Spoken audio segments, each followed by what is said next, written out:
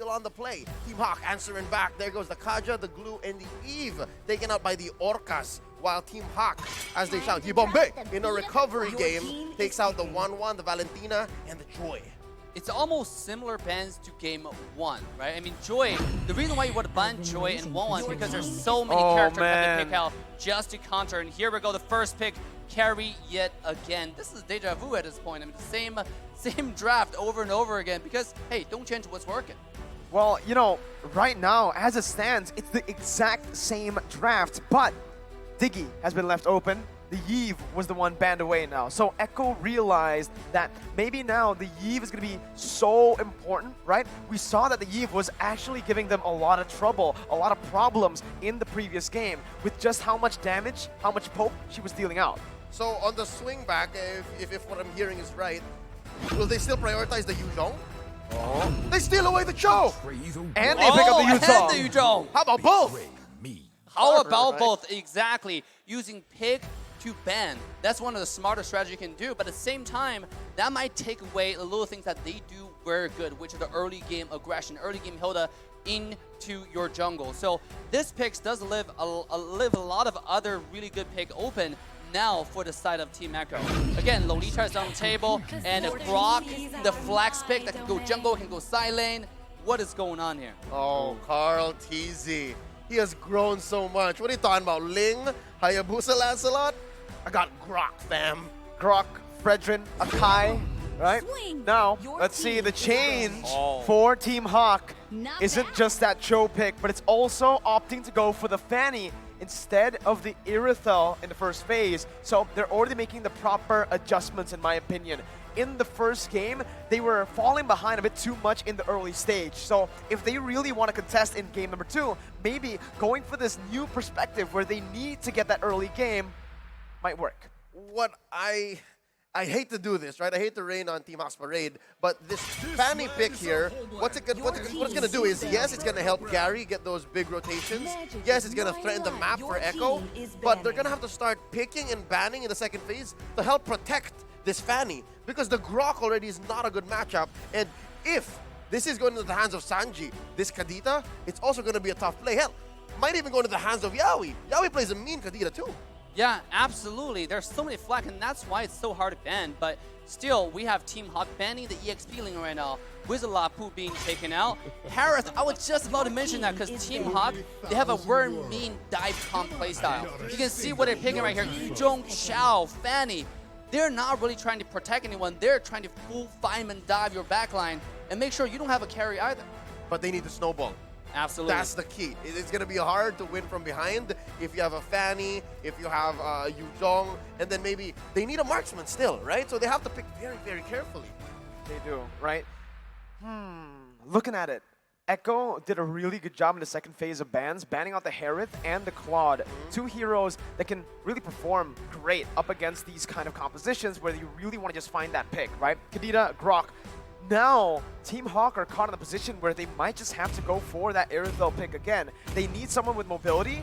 Harith and Claude banned out. The only real choice here is... Oh! Moscow! That's why Valens is the analyst. He passed it over. Pass it over. Oh my god, what a pick on the Moscow right here. The attack speed marksman is definitely dominating, definitely the winner of the current patch. And the Moscow late game is probably the only choice that can go with toe-to-toe, head-to-head against carry. So this pick makes a lot of sense here, on top of the fact that Moscow can actually grant a lot of vision and a lot of mobility to survive against Kadita. But how is this going to interact with the chunky heroes that Echo picked up, right? The Moskov just shreds through these dudes, almost maybe just second to how Carry does that. There's the Kufra, there's the Fredrin. What's that going to be like? In terms of base damage too, how much you melt people down, you might actually be able to outscale the carry in the later stage of the game with the healing on top of that. And then you have a CC. You have a CC. You have a displacement. You also have a global ultimate, which can help in a lot of these situations. Air quotes global. Air quotes global. You can actually check a lot of bushes, right? Correct. They were struggling late game when it comes to... Oh! They're going in! Not only are they going for the Moskov, but they picked up the signature Eudora for Min. Oh no! For Man, actually. That's man. That's Man. bro. That's man. That's man. I like it. That's pretty manly pick right there. Won the Eudora. I mean, That's a Chad pick. that is a chat pick. There is a counter though. Kadita, if you're able to hide in the bush really well, you can one-shot the Eudora, but vice versa, right? It all depends on who is the better assassin player in this case. Who's able to camp bush better. Same, but then again, how do you find those bushes, right? You check with your roamers. Exactly. And between these two heroes, the Kufra and the Cho, there's this, again, you mentioned this earlier, Dave, that counter relationship. Kufra just eats Cho alive. I mean, kind of, but at the same time, Chao can actually just dash away and try to kick the Kufra away if he finds himself in danger. So it's one of those love and hate relationship. It's really based on who execute better. And right now in the meta, actually, from what we see, they have better success is who engage first, who engage better on the key targets. So it comes to a point of, it's not what you got, it's how you use it. Game number 2, Echo versus Team Hawk. Let's see where these junglers start. It's an orange start for Echo, while Team Hawk goes for the purple. Well, once again, right, I actually do agree with you, Dave. I feel like it is a skill matchup here, especially in the roam department with the Cho and the Kufra. Sure, Kufra has that bouncing ball, can actually negate a lot of these dashes from happening, but with the Shenpu, it does give him, Min, a lot of room to play with, right? I think right now, if we just look at it based on the drafts, who do you guys have? Who do you guys think has the better draft? I mean, I don't know, actually, because Yeah, the draft exactly, is right? so out of a traditionary. You got Moscow, Eudora being picked in the exact same game. We thought this was M4. This is a ranked game taking onto the big stage. Yep, it's basically something that I saw yesterday. It's like, how is this happening here right now? Oh! Yaoi catches one. Panda's gonna be brought low here, has that Inspire, pops it in, actually trading better here, winning it out. Fanny's gonna be taken low there, and just like that, Panda is gonna win. Is this a counter, perhaps? A shadow counter towards the carry? When you're able to trade better almost every single time. Again, I think of all the aspects brought up about the Moskov, it's the displacement that's going to throw most people Exactly. off. The fact that you're assuming that I'm going to go into this fight from this point, and then he just throws you off it by what? A few meters in game? That's a main difference dealer. Look at this. Here we go. Loverboy cancels it. They don't opt to go for it, right? A bit too risky here, especially considering that Min was body blocking for Panda. You just don't know when he's going to use the Shenpu, but you do know when Gary is going to start popping off. It's when he gets that level 4, but right now, he does not have the purple buff, so he is still going to be waiting for that to spawn back up before he looks for these crazy dives and ganks. Another thing that's why this game is so enjoyable to watch is how disciplined the team are. Just now on the bottom side, Echo with 3 versus 2. Kufra, Yaoi could have engaged and find a flavorful team fight, but they didn't know where Fanny was. They didn't know where Gary was, so they decided to take a step back. What if we engage and, Fanny just show up after I use my bouncing ball? Oh, top side! Lola picked off a good gank by Sanji with better wave control. No, he just ignores the wave. That's what they were saying. The fact that if you don't know where dudes are, you don't know where these heroes are hiding, there's rarely any difference between a Eudora and a Kadita. Yeah, they're just camping. It's a camping game, right? Who camps better? And a lot of the mid laners, they like to wait one wave ahead of you coming to the lane. They have to go there one wave earlier. Or the least you expect them to show up. Sometimes you expect mid lane to clear the wave and then show up, but no, they show up earlier. With this composition, though, it does put Team Hawk in a position where they really need to get that early game. And as you can see, the early game right now is just dominated by Echo again. Despite having these early picks, Team Hawk are still struggling early on. 2 kills over to Echo. Deja vu. And so far, it's an interesting approach. But top lane, they eventually find one. It's Sanford, gets popped by 3. And I was going to say, game 1, they had the whole Hilda plan, right? That helped them scale into the mid-game power spike. Here, we agreed that in the draft, they have the snowball. Where's that potential going to come from? I think they have to do more than just that one pickoff. Can Yaoi catch him? Oh, cancels it. Cancels it, right? Team Hawk playing around the XP lane really well, and Echo noticed that. They went towards the bottom lane, but now with wild charge, Sanford's going to be able to actually buy some time, and that's going to be the wall. Locking them down. Still Gary able to kill, picking up the kill with Lola's passive. Top lane tier 1 still very, very low as Karl'Tezi looks to get a kill back. Not going to be able to get in range, but Sanji's here. Gary able to sidestep, and he uses the cables to get out. 1 HP, Gary gets out. Oh my god, bottom side though, another engage coming from Team Hawk, and they're trying to get more gold right now. Good win the Dragon too, technically. Yaoi was looking for a pick there. But again, I do believe Team Hawk, they just come out with the advantage. Never mind, Echo finds a way to trade it back. Just as quickly, right? Never mind. I think it's eyes on the prize. You have to consider that when Echo makes moves, they're also thinking of the clapback, or at least the conversion potential. And so far, the fact that they've got 100% of the turtles and they have a 1K gold lead means good things for the Filipino team. Yeah, absolutely. Now it's main on the run. It is Chao. I said the love and hate relationship is based on who runs or who engage first, but it turned out he will get caught off by the rotation from Sanford. Whoa, that's a lot of resources spent, right, to get the kill on a roamer, who's now 0-2-0. So Min, so far in the show, having a pretty similar start to last game, but that's Panda actually getting out. Yaoi looking for that kill. Panda actually helps him out there, gets him out of turret. You have to consider as well, though, the fact that, yes, they spent all those ults to kill a roamer early on in the game. It's also a way for, at least to make sure that Min doesn't help out Panda. And again, it slows down the snowball potential for this Moscow. I mean, a lot of times it's really hard for Min to help because he's almost like the most focused person in this match right now. Because the Hilda last game, you see how many people were on him the entire game. Yep. This game, Chao's getting the Hilda treatment, right? Like everybody's focused on him. Even EXP lane find a better rotation to the mid lane. And not just that, he's also trying to do vision for Team Hawk. And T was about to walk into that bush. Oh man, Echo just hate Min, right? But Min right now is doing pretty well towards that bottom side. Gary's gonna be able to try to look for something. That's a flicker. Sanford hitting the wall. Lola jumping with Black Dragon form. Sanji still trying to run away, but Lola's deciding to actually dive in. 1v3! Oh! Finds the kill, but it's gonna be traded back. Who is it worth for? We'll see as Team Hawk look for more in the gold lane. Yaoi just takes a chunk of HP. Gary did not get the purple buff. That's him killing it. Teasy who steals it away and finds a kill. It's the Appraiser's Wrath. Man gets a stun. Carl Teasy not able to look for more. And I gotta say, at this point, I want to take a look at items from Team Echo. They probably have a lot of Athena shield just for Eudora to make sure he doesn't do the burst. Because you can see how tanky Fredrin really is on Power TZ.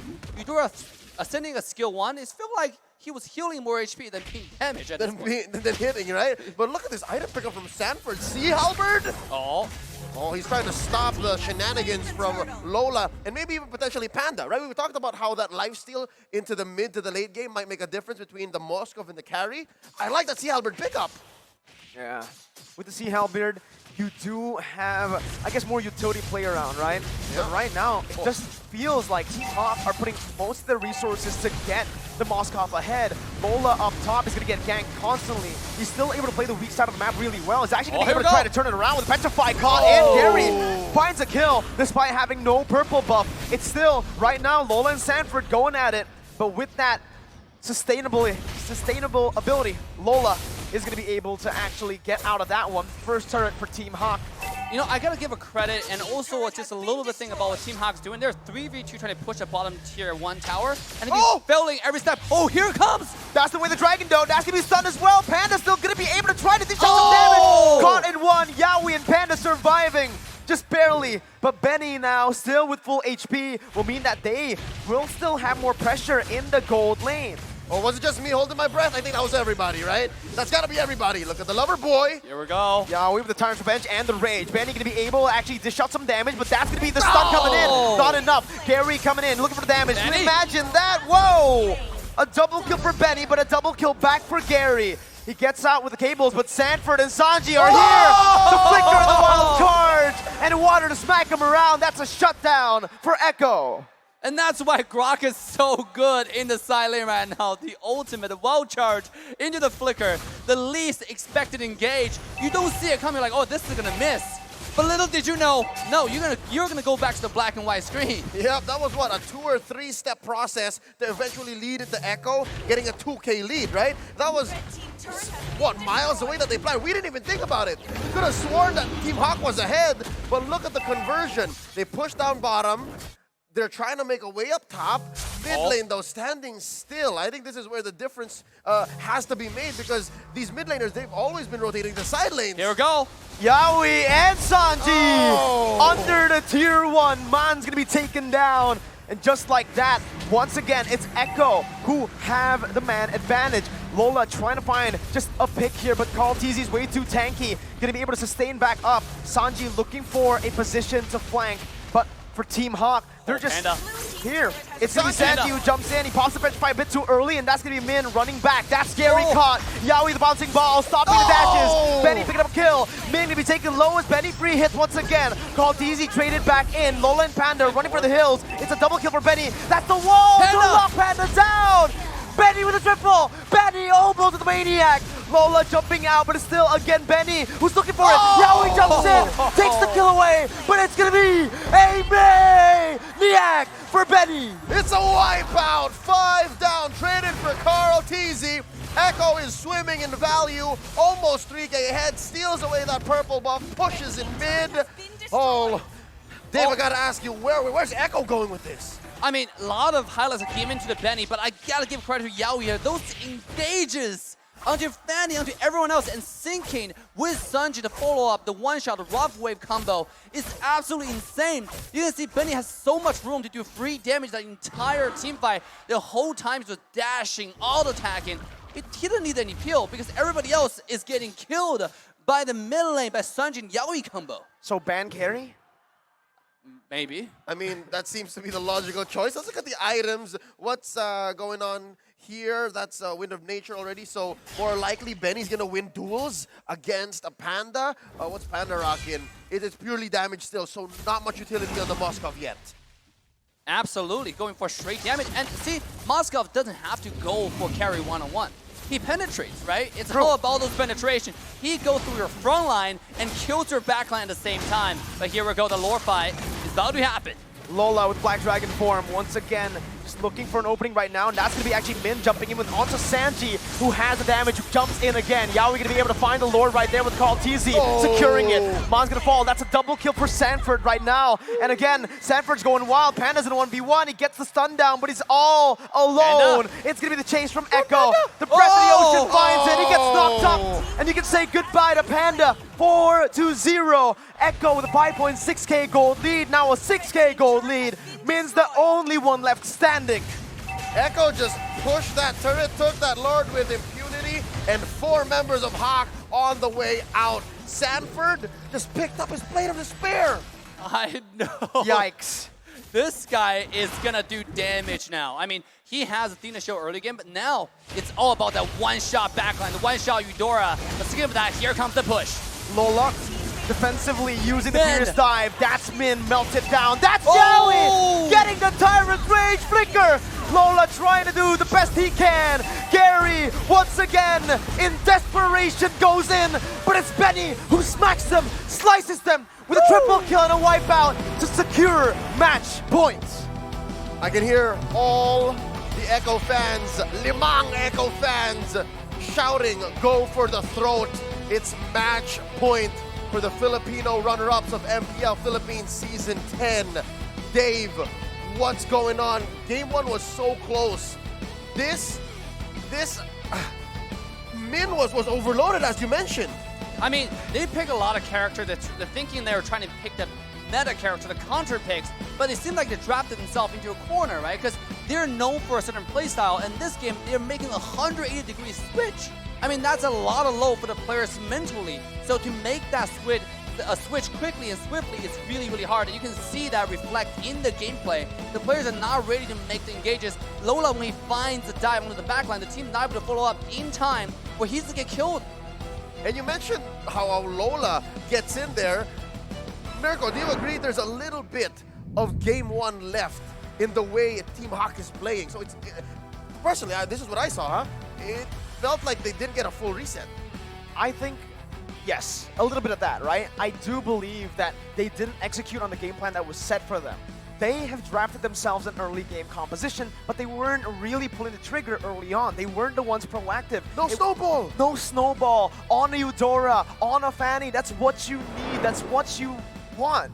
But they did not push it far enough. And Echo, if you give them an inch, they take a mile. They go straight at you. 2 kills early on. I said it was deja vu. And it was even quicker this time. Oh, man. We'll be throwing it over to the analysts in just a bit, but for now, we'd like to remind you of the M4 Pass. It's available now. Complete all active tasks, and you will reach level 75 with ease and for free. Log in now and get the exclusive rewards like the Beatrix Light Chaser skin, the Stellar Brilliant skin, and of course, the M4 exclusive Beatrix figurine. It's all waiting for you in that M4 Battle Pass. Make sure you use the hashtag Mobile Legends Bang Bang and hashtag MLBBM4 and hashtag Dare to Be Great if you're talking about the Battle Pass on social media. The Battle Night for M4 goes live this January 21st. That's the 21st. Expect loads of events and rewards up for grabs in-game. First off, complete the battle tasks in-game on January 21st to get the skin choice chest. You can choose the skin you like the most from the chest. Aside from that, the battle bonus awaits you on the same day. Play matches and you'll get Team Star Protection for 3 matches, double Star Raising points, double Protection points, and double EXP and double BP for 5 matches. We are not stopping there.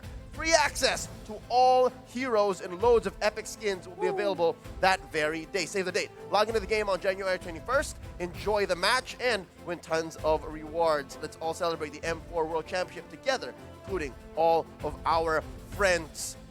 Echo sitting at match point, boys, 2-0. This has to be the reset of a century.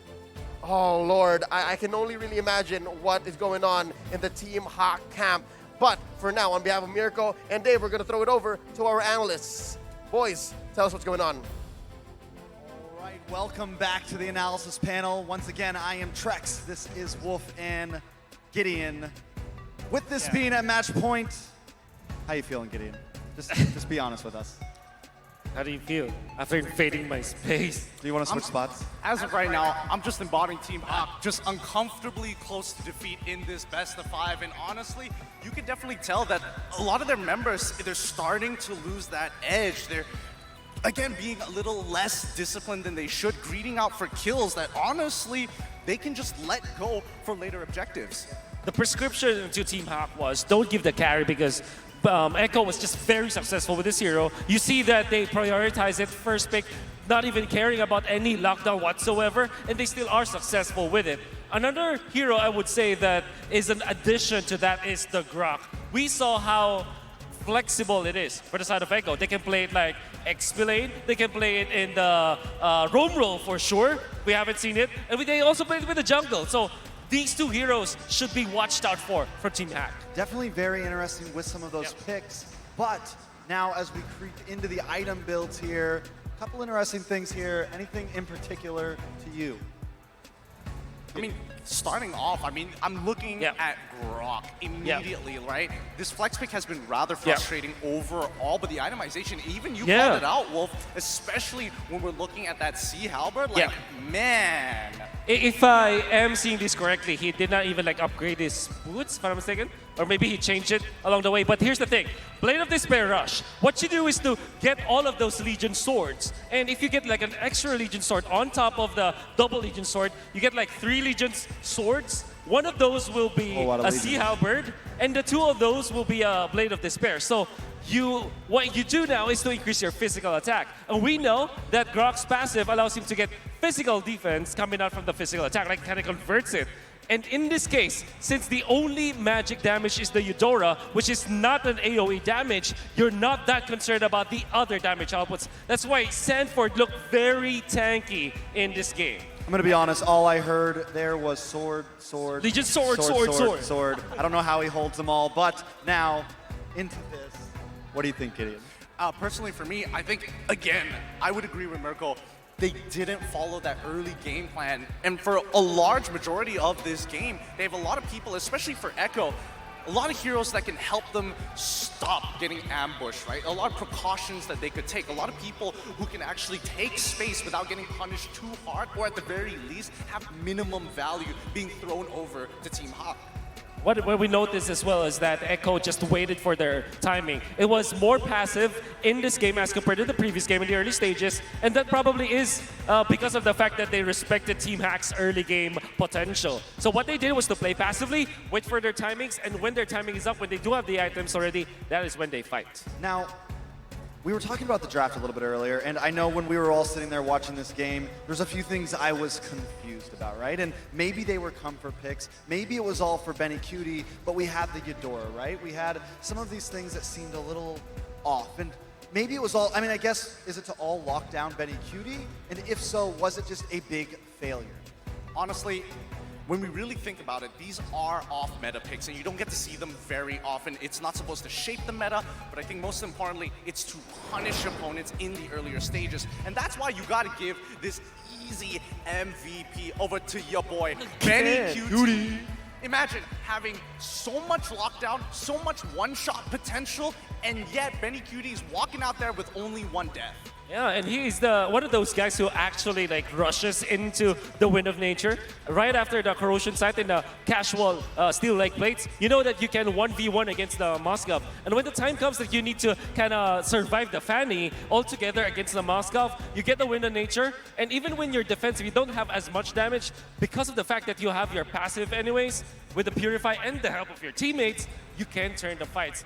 People really don't put a lot of value into the mastery of Benny Cutie when it comes to his itemization. That's why you fall into the trap where you thought that you can kill him, but guess what?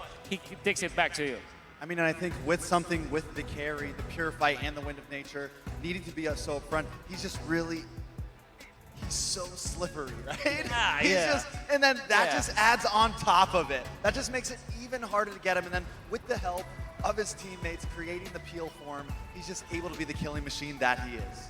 I mean, honestly, he just absorbs resources being thrown at him. There's a lot of condition, especially like you mentioned just now, Wolf, where he did decide to rush for the Winds of Nature, allowing people, and especially when Lola wants to get on top of him, with the help of Gary, they need to be in sync. So as soon as the timer runs out, they can instantly get that kill, but they never found that opportunity. Yeah. And notice, this is between 5 and 10 minutes of the game. He's still hovering around the gold lane, but notice that his movements are very dependent on whether or not A, am I getting targeted? Or B, is Turtle lured up?